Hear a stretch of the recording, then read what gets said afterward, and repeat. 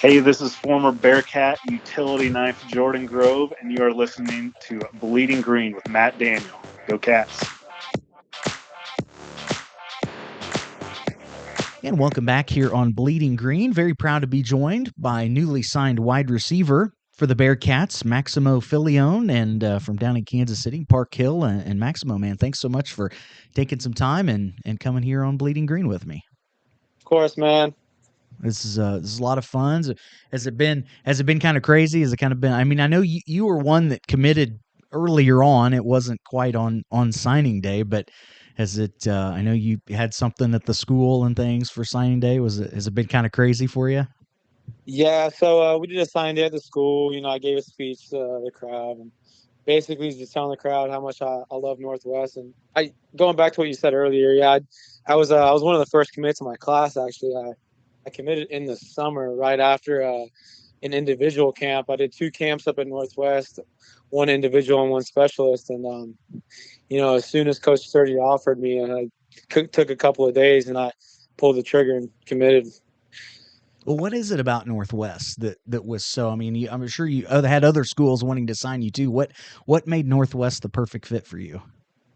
Um, the brotherhood that Northwest really has, it's unbelievable. And the coaching staff, I love Coach Martin, the wide receiver coach up there, and Coach Sturdy really sees me as a playmaker and really sees me, making a dent in the program and being a playmaker on Saturday. Awesome. Well, let's talk a little bit. I want to get to know you a little bit. Talk to you.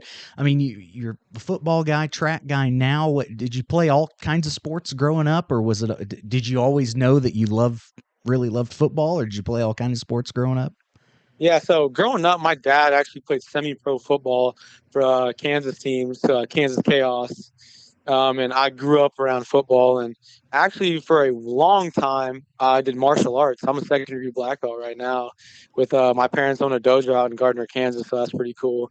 But I took a pause in football from like first grade to maybe sixth or seventh grade, and that's when I started to pick up football again. And you play basketball, baseball, and in the midst of those, and in middle school, I played football for my eighth grade team, the eighth grade, the Parkfield Vikings, and that's when I kind of knew like football was going to be for me. I didn't really make huge plays my eighth grade year. I was kind of just a for the team type of guy. And then high school came around, and I was on B team my freshman year. I played B team. I didn't even play our starting A team, and so I started A team, I think week 4, and I broke my arm. I broke my arm trying to tackle this little guy, and he just fell right on my arm, and I broke it. And so I was destined to come back the next year even better, bigger, stronger, faster. So I joined a 7-on-7 team called Empire. And my sophomore year rolled around. I'm feeling comfortable and feeling confident. And I break my hip week 4 in the practice. So I did summer camp, played about 4 games. I was on JV. I was starting on JV at the time, and we had a practice. I ran a route, and I was untouched, and my muscle on my hip pulled my bone just clean apart. My pelvic bone just snapped right in half because the force that I was moving at just snapped it right in half. So again, played on Empire, my 7-on-7 team, destined try to make a comeback year. And in the middle of that, we had a Park Hill had trouble with coaching staff at the time, so we had a new head coach roll in my junior year, Coach Andy Sims, and that was the year I played a full year successfully. I had about 300 yards for 22 catches. Not what I wanted to have, wasn't the year that I intended to have, but you get what you get. You don't throw a fit. Again, junior year, played Empire, so it'll be my last year with Empire. Great program. They developed great athletes. Coach Sammy Parker and Coach OJ Simpson, great coaches, great wide receiver coaches. And after my senior summer, I rolled in to fall camp, looking to compete, looking to just make a damage, and really try to just stat chase, like make my stats from junior year to senior year double. And so that's what I did. I had like 723 yards for, I think, 40 catches and 8 touchdowns. So that's kind of like my history of sports growing up as a kid. Nice, nice. So, um, What do you have any favorite games, memories from your high school career, or Yeah. plays maybe that stand out? So my junior year, I actually had a 99-yard touchdown against Lee Summit. It was a post route. I just threw quarterback Kendrick Bell, threw it right over the top, and I just caught it and just we were backed up on the one. It was kind of just a lucked out play, but I beat the DB over the top and threw it right over, man, coverage, touchdown. And then my senior year, I think my favorite play would be against Staley. It was just a little slant route that I racked for 70 yards, but it was just a great route. I felt really comfortable and it was smooth in and out, and it was in front of a huge stage too. So yeah. So as far as on the football field, like what do you think your strengths are as a player? For sure, route running. If you watch my film, if anyone watched my film, you'd you'd see that I can route run. I'm not the biggest guy, I'm not the fastest guy, but my routes are going to be clean and crisp, and I'm going to shake a DB off me, whether he's a 3-star, 4-star, 5-star. I've gone up against the best, and my route running is just it's undeniable. But I do have my hands are good. I got a good set of hands. I can go up and win that 50-50 ball, and I got a good speed. I am all state in track right now, 2 years in a row. So we're going for a three-peat with my team, my 4x1 team, and we'll see what happens. So is there a player you like that you really look up to, or you kind of model your game after?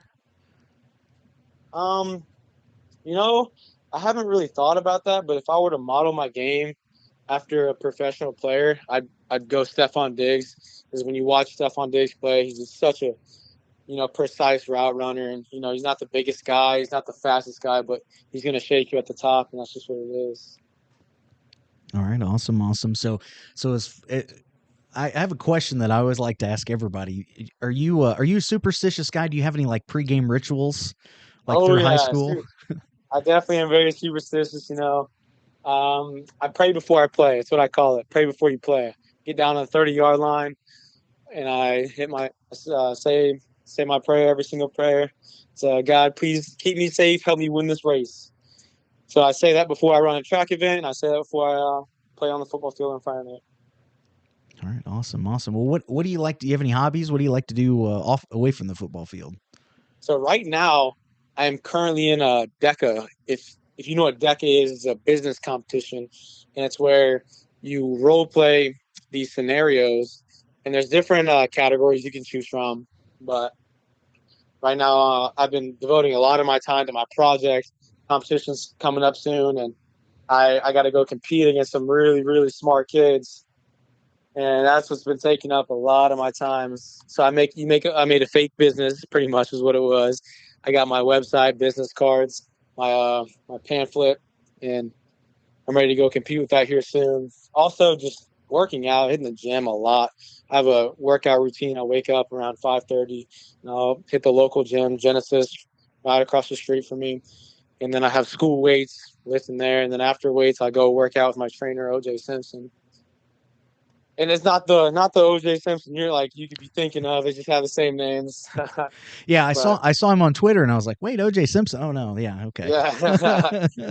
yeah, you hear OJ Simpson, you think, oh, but no, it's a different guy. And then kind of just like video games, hanging out with friends, like kind of like the high school thing. But other than that, that's kind of my life. Do you have a favorite video game?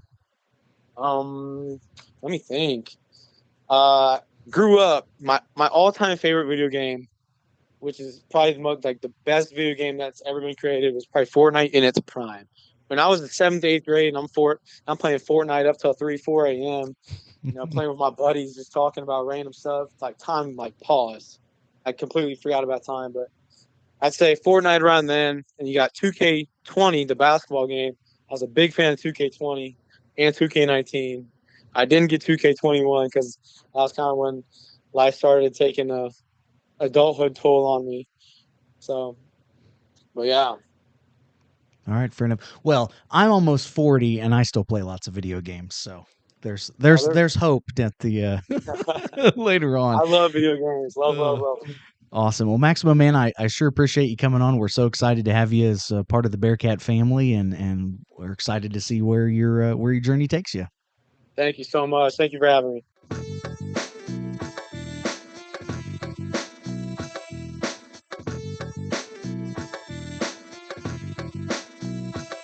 Hey, this is Sean Paddock, former defensive line for the Bearcats. You're listening to Bleeding Green with Matt Daniel. Once a Bearcat, always a Bearcat.